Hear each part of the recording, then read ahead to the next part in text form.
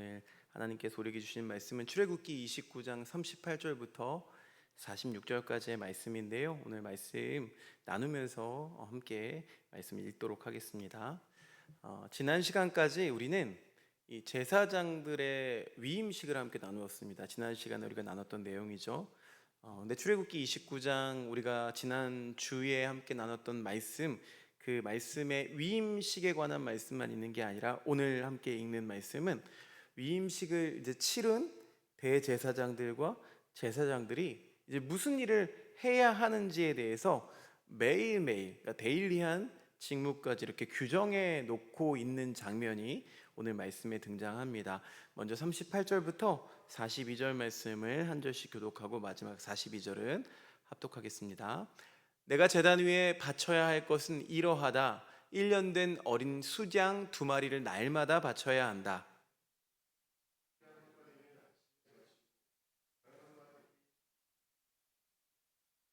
첫 번째 수장을 바칠 때에는 고운 밀가루 10분의 1 에바와 찌어 짠 기름 4분의 1 흰을 섞어서 바치고 포도주 4분의 1 흰을 부어 드리는 제물로 바쳐라.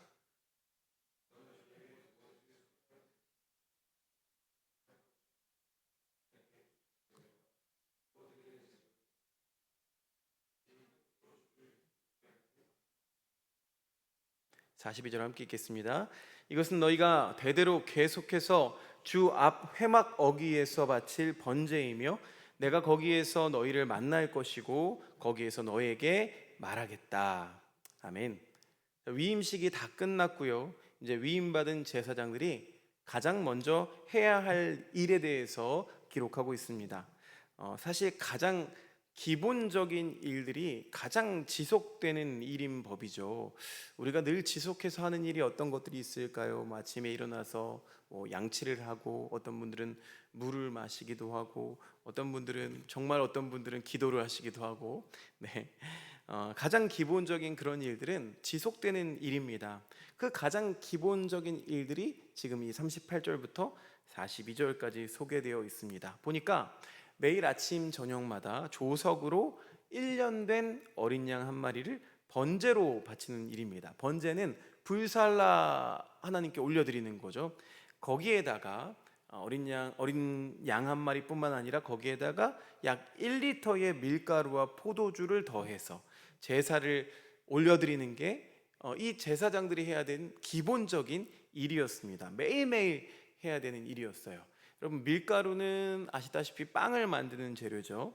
하나님께 이 고기만 드린 게 아니라 당시 이스라엘이 즐겨 먹었던 빵과 포도주도 함께 드린 것을 알 수가 있습니다. 그런데 레위기 6장 9절에 찾아보면, 레위기 6장 9절 제가 읽어 올리겠습니다. 번제물은 밤이 새도록 곧 아침이 될 때까지 제단의 석쇠 위에 있어야 하고 제단 위에 불은 계속 타고 있어야 한다. 자, 이게 무슨 말인고 하니, 저녁에 바친 번제물이 아침까지 석쇠 위에 있어야 했습니다.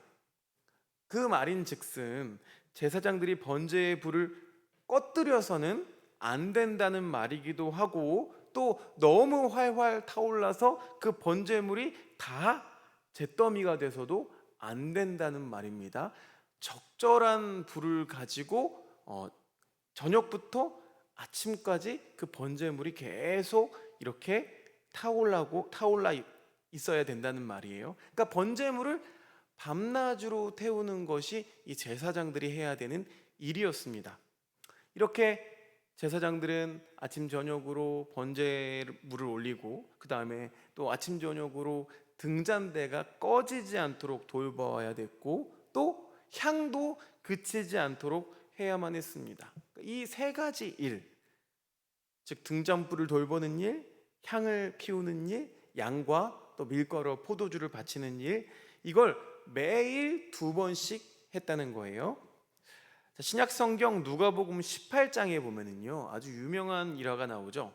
바리새인과 세리의 기도가 나옵니다. 자, 이 이야기가 바로 매일 2번 드려지는 이 성전 제사와 관련이 있는 이야기입니다.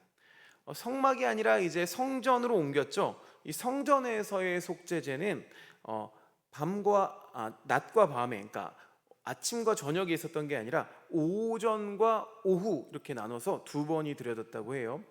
성전 시대 이후에, 특히 헤롯이 성전을 짓고 난 이후에는 뜰이 더 생겼다고 제가 말씀드렸어요. 뜰이 하나가 아니라 뭐 이방인의 뜰 그리고 여인의 뜰이 더 생겼다고 말씀을 드렸습니다. 여인의 뜰에는요, 어떤 문이 있냐면 니카노르의 문이 있었습니다. 니카노르의 문. 자, 그 문 앞에서 제사장이 이 속죄의 피를 뿌리고 제사장이 향을 피우기 위해서 성전 안으로 들어갑니다. 그러면은 그 제사에 참석하고 있는 참석자들은 그 여인의 뜰에서 개인적인 기도의 시간을 가집니다. 바리새인과 세리가 바로 이 시간에 거기서 기도를 했던 겁니다. 속죄제에 참여하지 못한 유대인들도 향을 올리는 시간에 맞춰서 개인 기도하는 시간을 가지기도 했습니다. 당시의 상황이 그랬다는 거예요. 자, 분향하러 성전에 들어갔던 이 제사장은 얼마 후에 다시 여인의 뜰로 나옵니다. 그리고는 제사 참석자들에게 속죄제가 하나님께 온전히 받아들여졌고 죄가 다 씻겨 나갔다고 선언합니다. 그러면 이윽고 나팔이 울리고 찬양대가 찬양을 합니다. 제사를 드리는 많은 예배자들이 이제 기뻐하면서 성전에서 내려오게 되죠. 자, 누가복음에는 이 성전에서 선포되는 지금 말씀드린 이 사제 선언은 생략되어 있습니다. 바리새인과 세리가 각자 기도를 마치고 성전에서 내려갔다라고만 기록하고 있어요.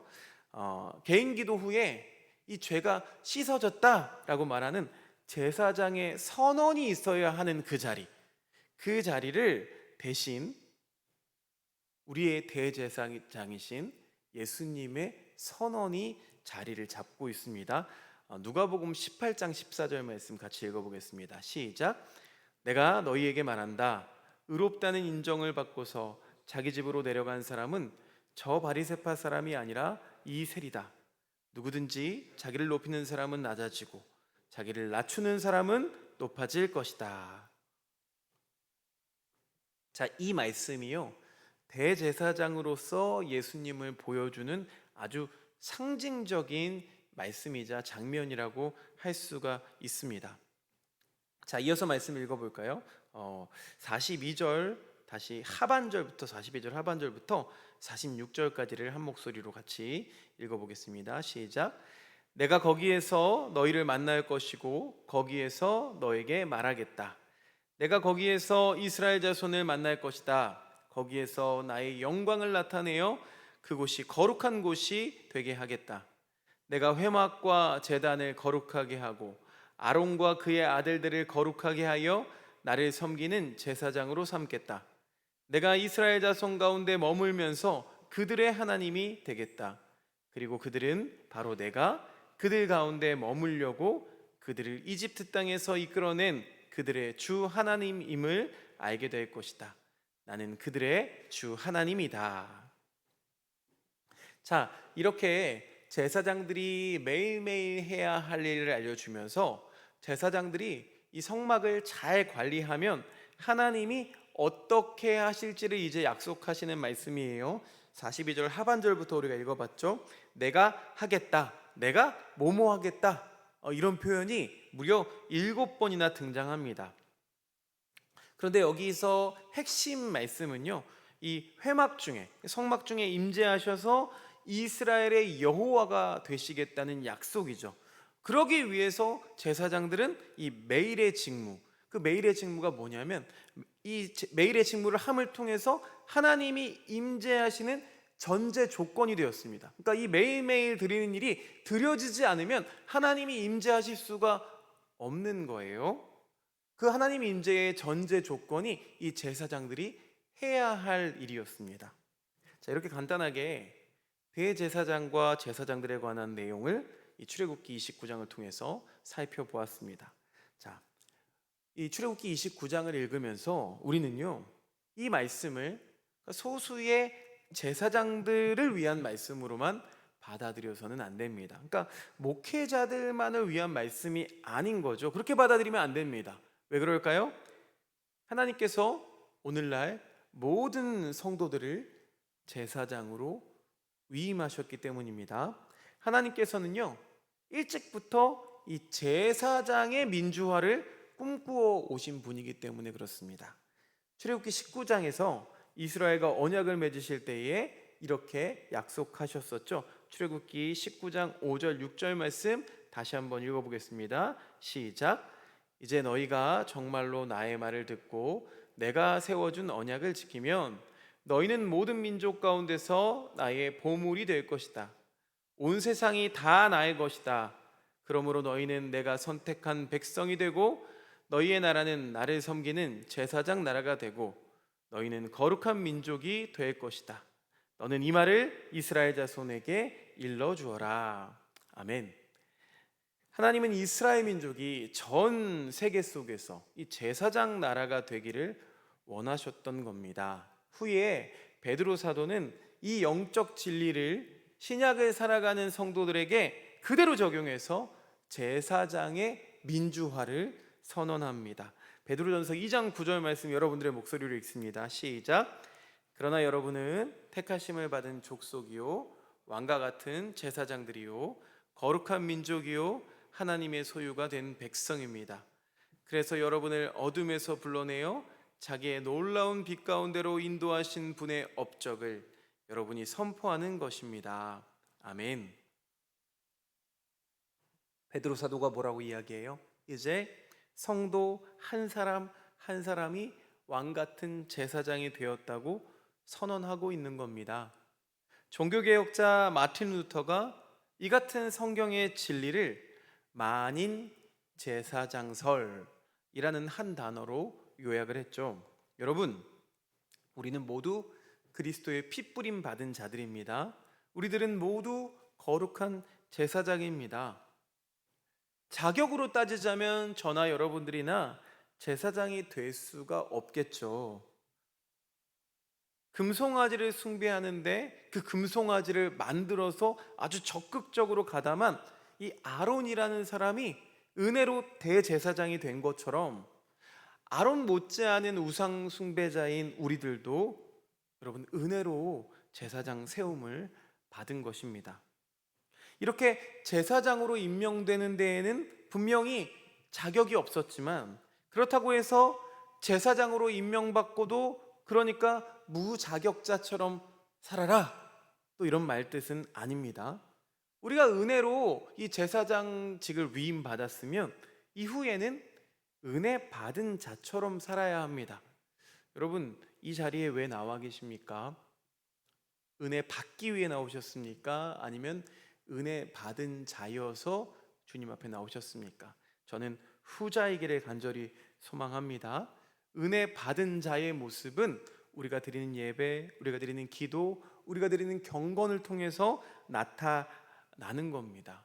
자, 이제 우리들에게는 이 제사장답게 살아야 할 의무도 주어진 겁니다. 지난 시간에 제사장들의 위임식을 소개하면서 이 제사장 오른쪽 귀 부리에 피를 바르고 오른손 엄지와 또 오른발 엄지에 피를 바른다. 이걸 굉장히 주목했습니다. 다시 한번 의미를 부연하자면 피가 발라진 귀는 하나님 말씀을 이제 더 청종해야 합니다. 또 피가 발라진 거룩한 손으로는 이제 더러운 것들을 더 이상 만지지 말아야 합니다.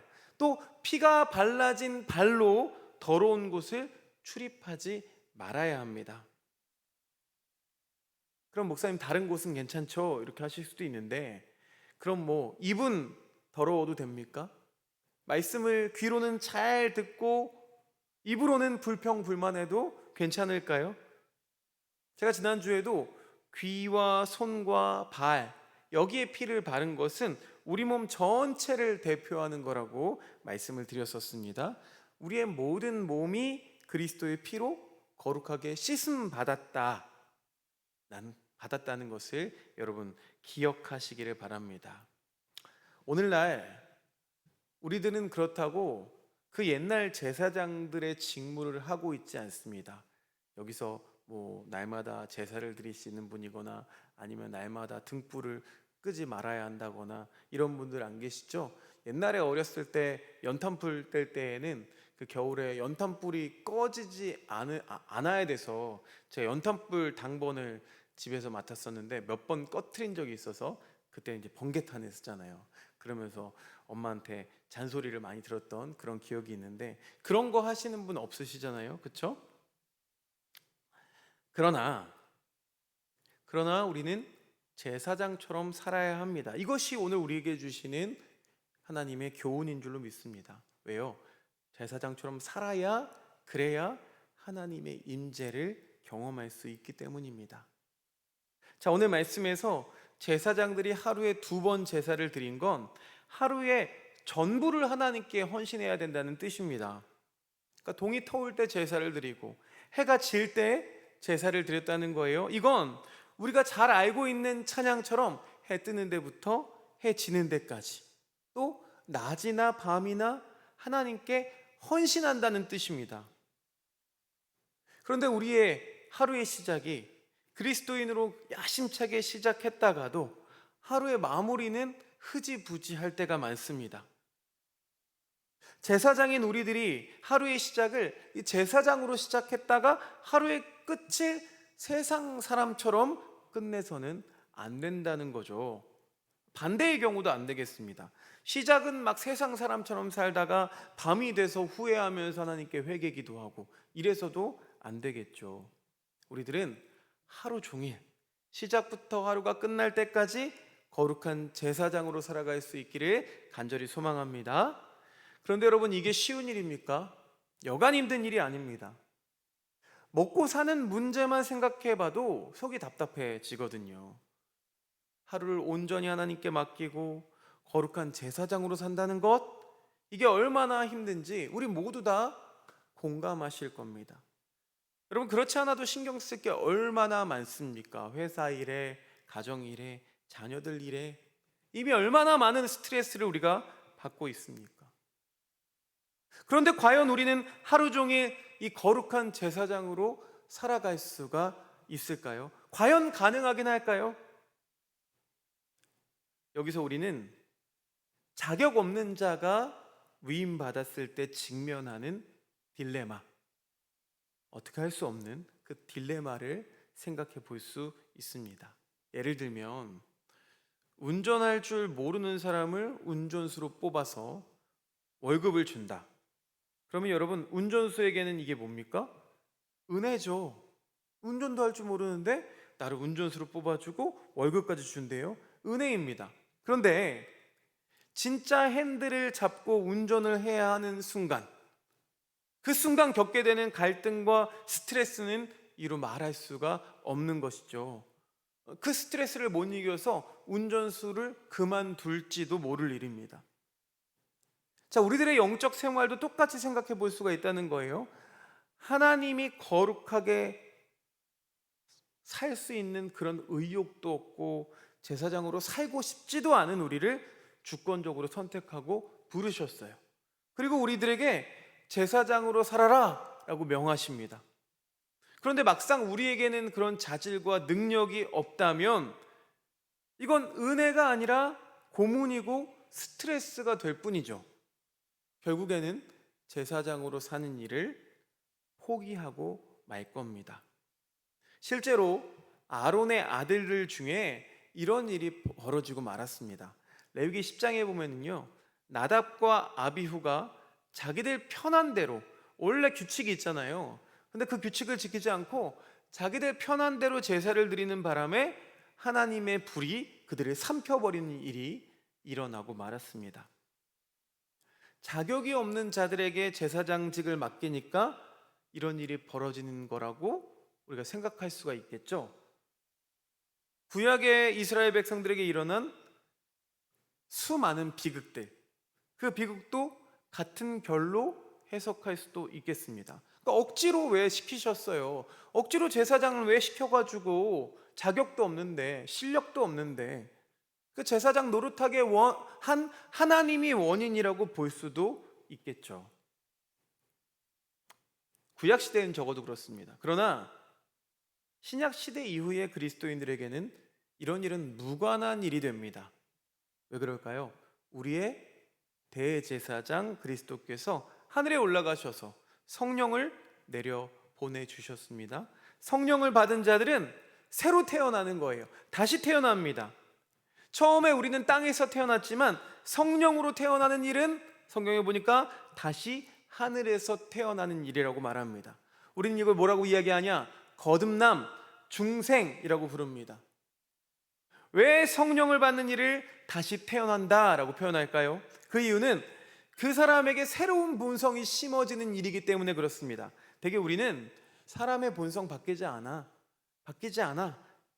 이렇게 믿고 있지 않습니까?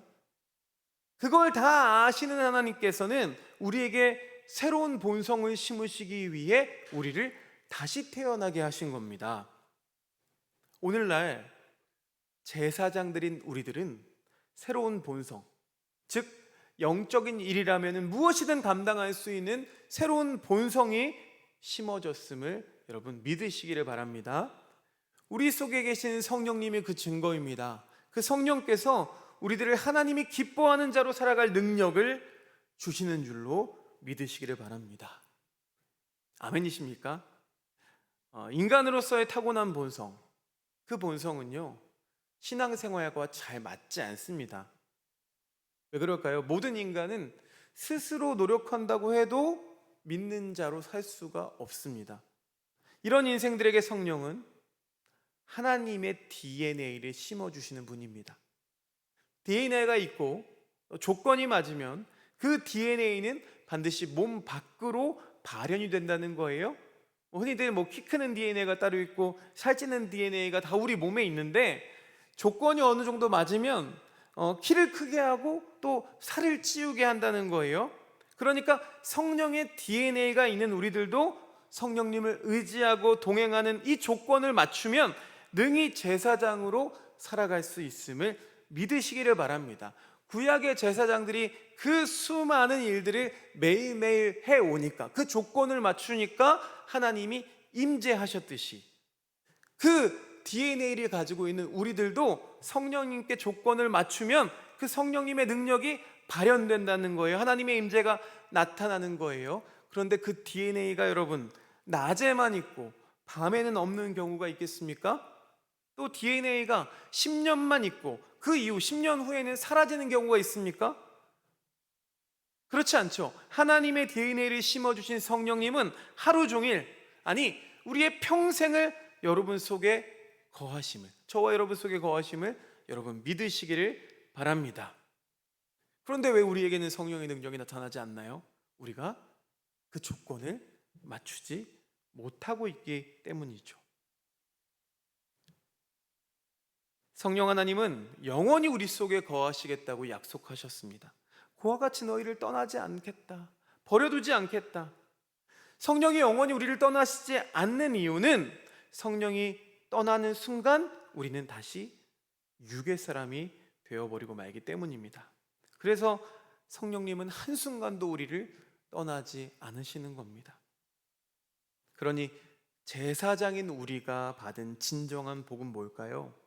우리가 제사장으로 살 수 있도록 성령까지 함께 받았다는 게 가장 큰 복인 줄 믿으시기 바랍니다.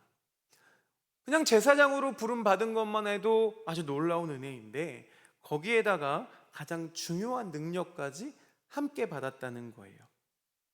그래서 신약 이후의 백성들, 지금 우리들이야말로 하나님의 복을 받는 데 있어서 최대의 수혜자들인 겁니다.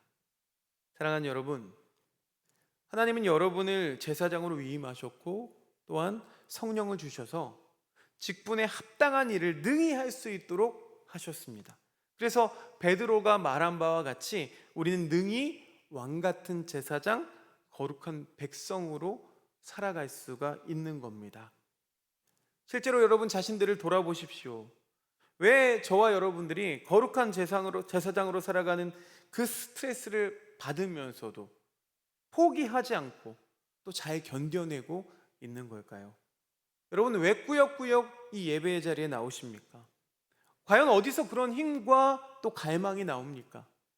바로 우리 안에 거하시는 성령님으로부터 나옵니다. 성령님이 믿는 우리들에게 하늘의 본성을 부어주시니까 우리는 땅의 본성대로 살지 못하는 거예요. 여러분들은 지금 가슴속에 놀라운 능력을 숨겨두고 있습니다.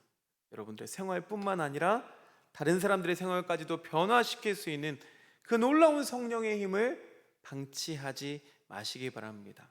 그렇게 방치해 두고서는 내 생활이 왜 이렇지? 나는 그리스도인으로는 어울리지 않는가 봐. 그리스도인으로 살 수는 없는가 봐.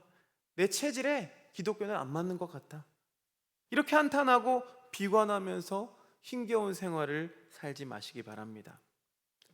그리스도인으로 살아가는 게 그렇게 힘들고 또 부담스러운 이유는 그리스도인으로 능히 살 수 있는 하나님께서 주신 자질을 사용하지 않고 내 힘으로, 내 본성으로만 거룩하게 살려고 아등바등하니까 힘들 수밖에 없는 겁니다. 하나님께서 여러분들에게 주신 성령님을 의지하시기 바랍니다. 성령께서 주시는 능력으로 제사장답게 살아가십시오. 하나님은 제사장으로서 져야 할 짐을 우리에게 주셨습니다. 그러나 우리 주님이 말씀하신 것처럼 그 짐은 결코 무겁지 않습니다. 가볍습니다. 여러분이 이미 받은 그 능력에 맡기기만 하면 됩니다.